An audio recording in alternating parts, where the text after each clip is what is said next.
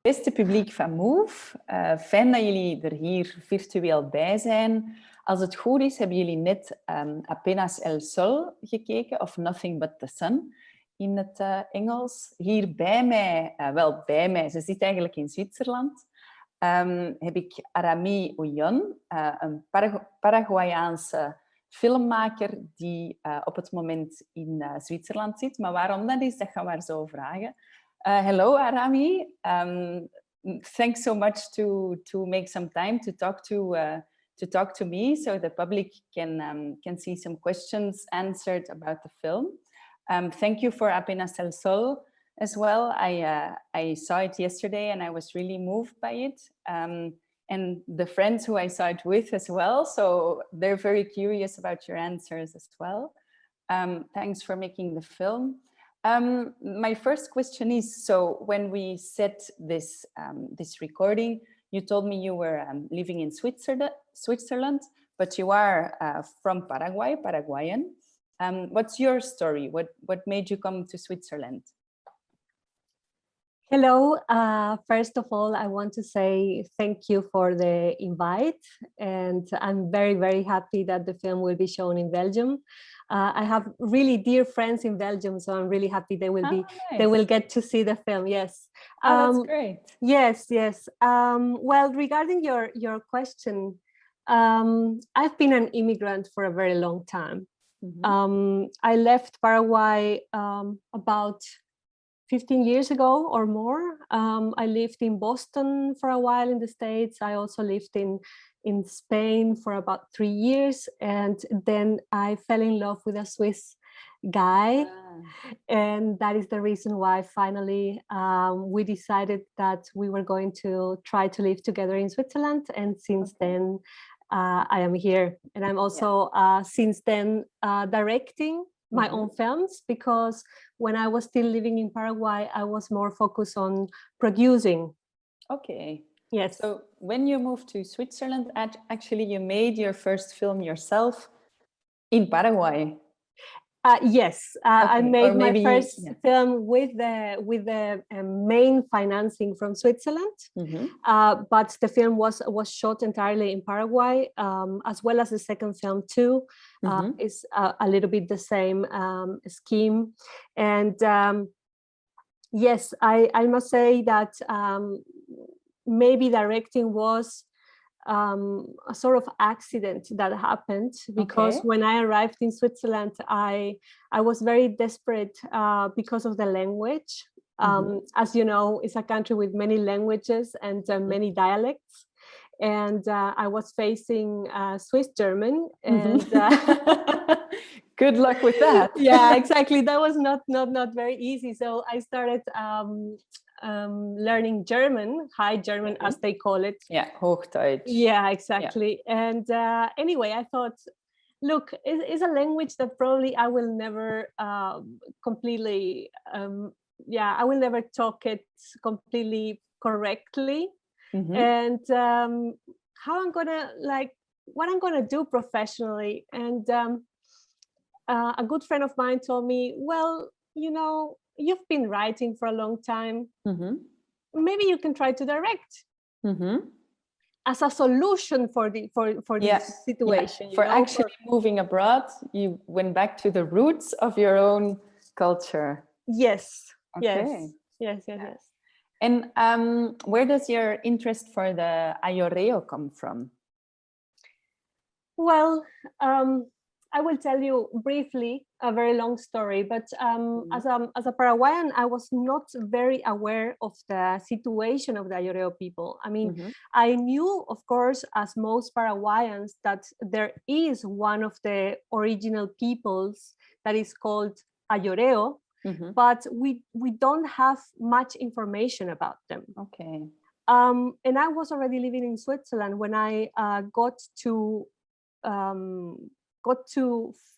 find in the newspaper news about people living in complete isolation without any contact with white civilization in the Paraguayan forest. And was it in a Swiss newspaper that you It read was that? a Swiss Okay. newspaper, yeah. And I was quite in shock because I didn't really know about this situation. So I decided to make a small survey with different people from Paraguay with different backgrounds. And I was just asking this very simple question: if they were aware that there were still Ayoreo people living in the forest in isolation, and none of them was. Wow. So then I decided that it was really worth researching, and the more I researched, the more complex it became and the more interesting it was. And also that I saw the urgency of talking about this this subject. So from then on, with the help of a lot of people in Paraguay that are already working with the Ayoreo for a long time, I found Mateo Sobode Chiqueno, that is the protagonist of our film. Yeah, exactly. That was going to be my second question. How did you find Mateo? Can you say a little bit more on that? Yeah, sure. Mateo is a collaborator of an NGO that I am working with from the beginning. This NGO is, among other things, collecting Mateo's recording since a long time, and they are creating an archive. Yes, so they put me in contact with Mateo. Yeah, that is very good that this is happening. And they put me in contact with Mateo, and little by little, I got to know him. We got to understand each other. We got to understand what was the motivation of Mateo for doing so, which is quite obvious. But also we need to understand all the complexities of his current situation in order to find the right way of making a film with him. And we worked for many years. I think we worked for at least 3 years with Mateo and with the Ayoreo people without shooting anything. Okay. And that was just a research period. And then we finally did one first shooting period in 2016. Okay. And that helped us a lot to understand what were the correct narrative elements for this film. And also after that, the research, I must say, didn't stop. It was an ongoing process, and it is until now an ongoing process for me to understand things.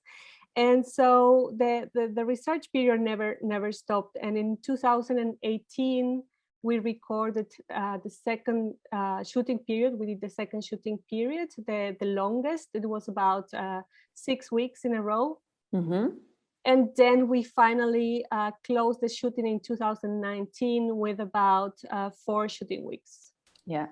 And how difficult was it to make this film in the community? How did the community react towards you? And on the other hand, logistically, because it's not an easy place to go to. Yes. As I said, because we took a very long time in this research, we also took a very long time to share with them. And that was very necessary for them to know us, for them to trust us, for them to understand what was our motivation for doing this. And also having Mateo on board was really the signature for trusting this crew to do the film. So when we were arriving in other communities with Mateo, that is a very respected member of the Ayoreo world, it was easier for us to approach them. Yeah. And logistically, it's interesting that you mentioned logistically, it was a huge challenge. It's a very big area, very unpopulated. The roads are mostly dirt roads, and you know that you have to bring everything to where you have to bring everything with you. You have to bring water, you have to bring food for all the period that you're going to be working in the communities. You have to be prepared for sudden situations where you need to camp in the middle of a road. Several things. Now, we were a very small crew, also because of the logistics. Yeah, I can imagine. Yeah. Yes, but mainly not to invade the communities so much. I mean, we cannot say that we didn't invade it, because there is Because in the end you did, foreign, yes, there is a Mhm. foreign presence in the community, but we try to impact it in the less possible way. Mhm. Yeah. Okay. If I'm not mistaken, the Ayoreo speak Guarani in the film. Is it Guarani? No, it's No, not Guarani. no, Ah, no. The which Ayoreos language? are speaking Ayoreo. Ah, so their language is also called Ayoreo. Yes. Ayoreo. The language is also called Ayoreo. I don't speak it. Okay. Okay. We have about 5 linguistic families in Paraguay among the original peoples, Yeah. and Ayoreo is one of them.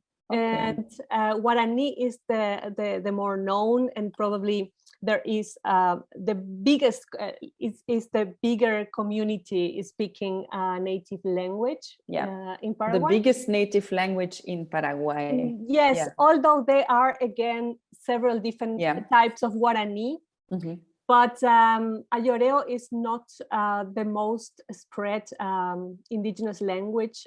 There are less people, and they were also the last contacted ones. So it's the less known language.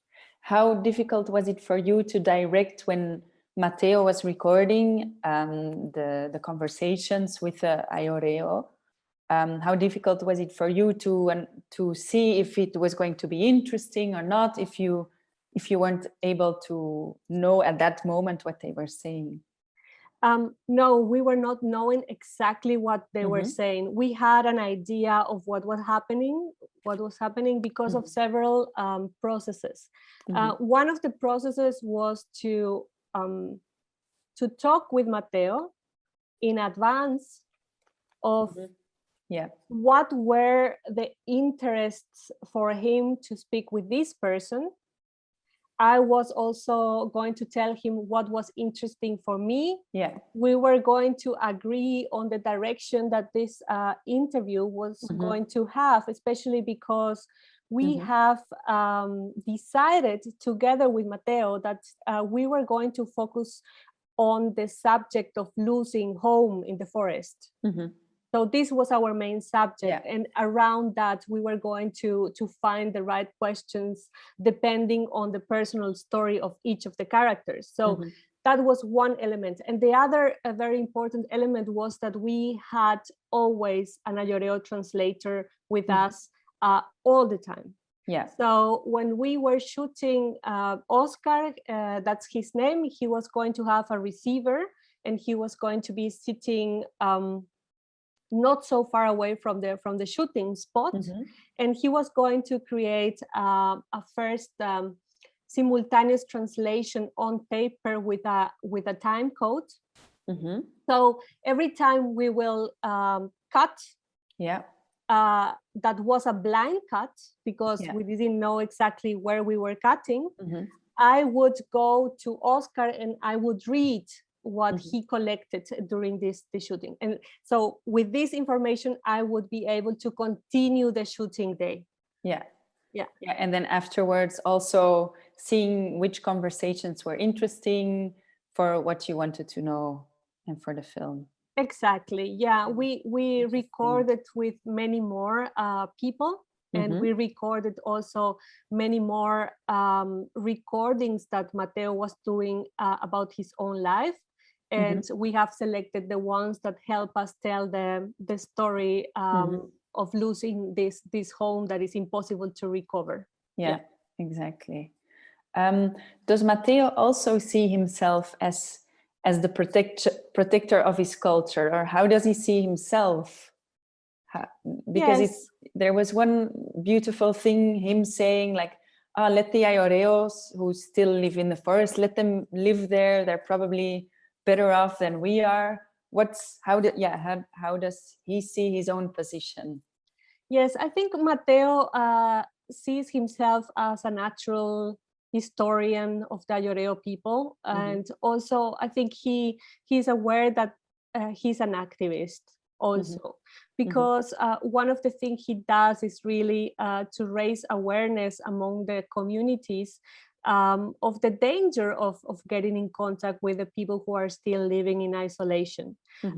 So he is actively talking with people among the communities, but also with the media and also with politicians to really prevent more contacts to happen, although they are still, of course, happening.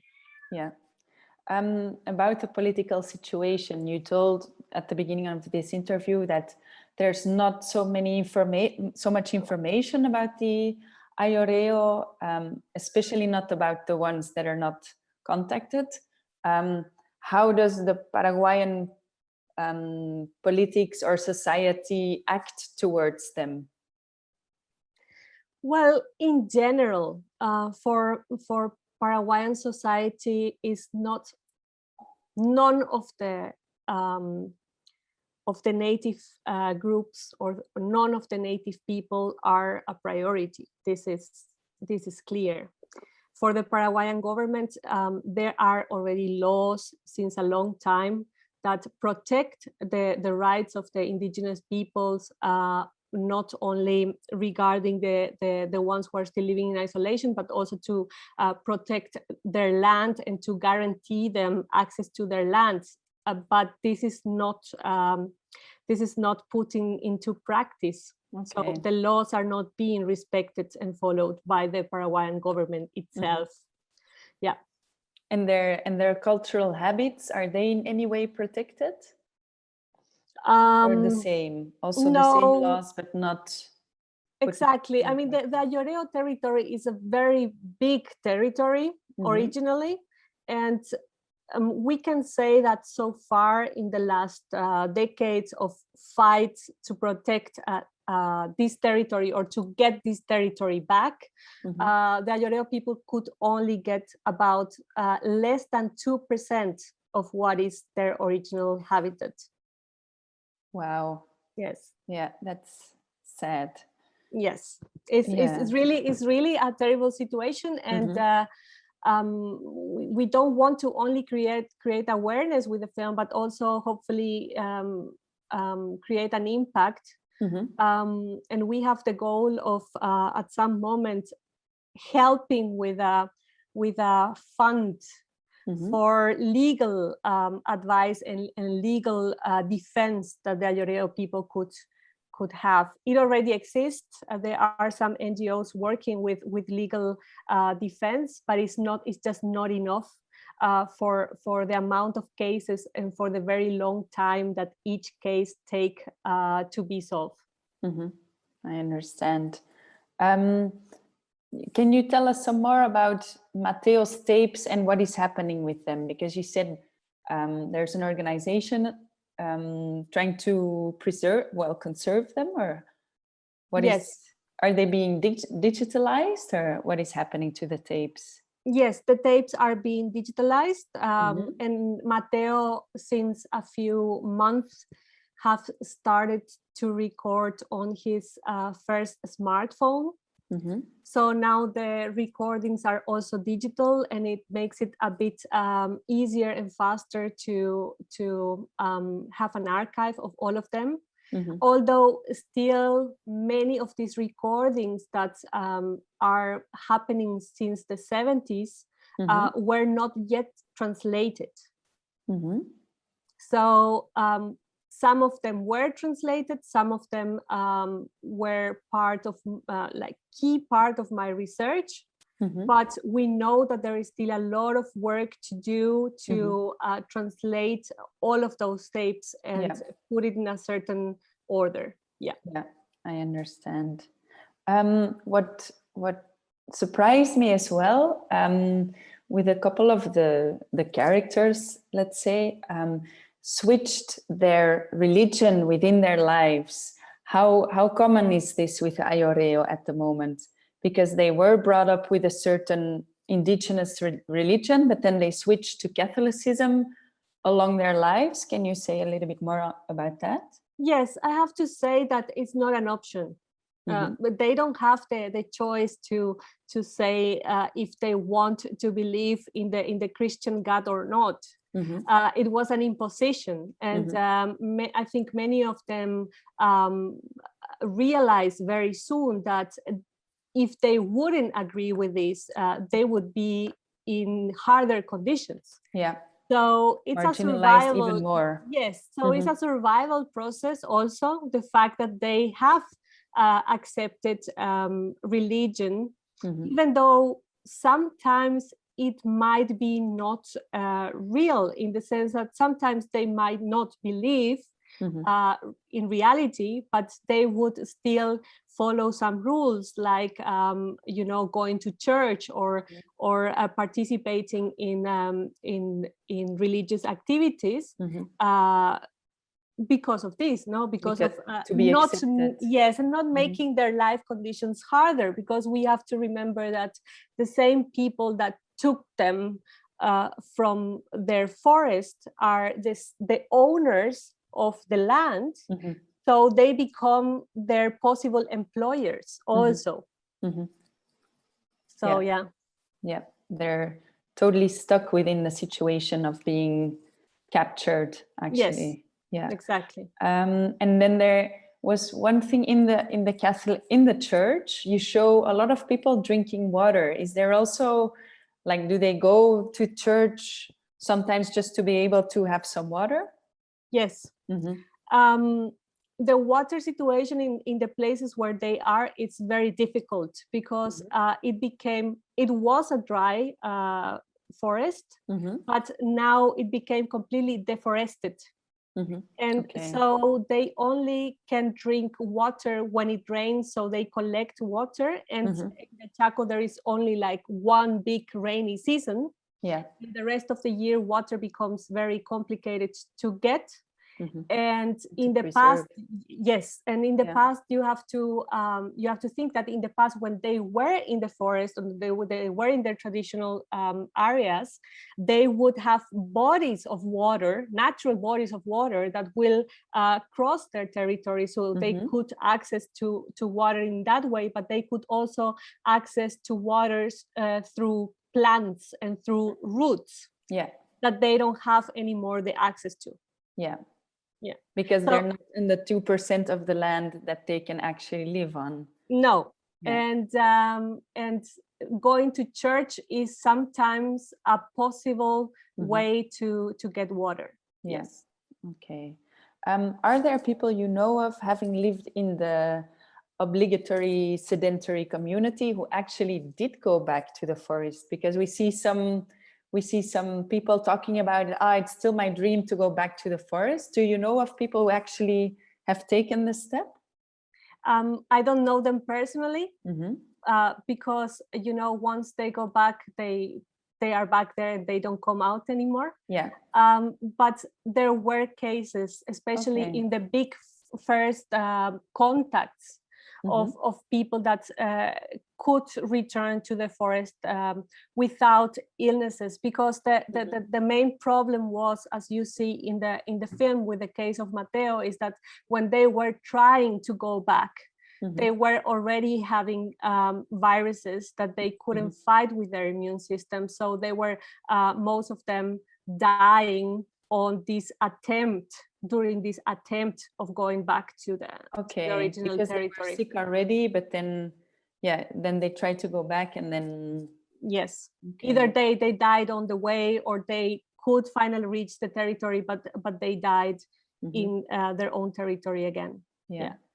And since you've made the film in since the last scenes you've been making there in 2019, are you still in touch with Mateo? Do you have contact? We have regular contact. Probably I talk with Mateo once a week or once every 2 weeks. Yes. It's important for me to tell him what is going on with the film, the impact that the film is having, what people are saying. This is very important for him, since we couldn't show the film yet in the Ayoreo communities, also because of the COVID situation that at the moment doesn't allow us to reach the communities. It wouldn't be a good idea either. And what do you think will happen when you show the film in the community? Is it a moment that you're looking forward to, or you're a bit scared of it? How do you imagine it? No, I'm really looking forward to it. I'm really, I think it will be a very emotional moment for most of us, for most of the Lloreo too. What they have seen is the trailer. We have sent them the trailer through WhatsApp to the ones who have internet connection. And the feedback that we got was very, very touching and very emotional. Beautiful. Yes. All right, Arami, then I think that's a beautiful last note to end our conversation on. I want to thank you again for your film, your story, mostly because I didn't know the situation either. And I hope that through showing the film and through seeing it, a lot of people get informed and the situation will get noticed and things are going to change. Let's hope so. Thank you so much. I really would like people to feel touched, to feel connected, and to shorten the distances that we think we have with Indigenous people. Yes. Thank you for Thank that. you very much, and have All a good right. festival. Thank you, Arami. Yeah, thank you. See you. See you. Bye-bye. Bye-bye.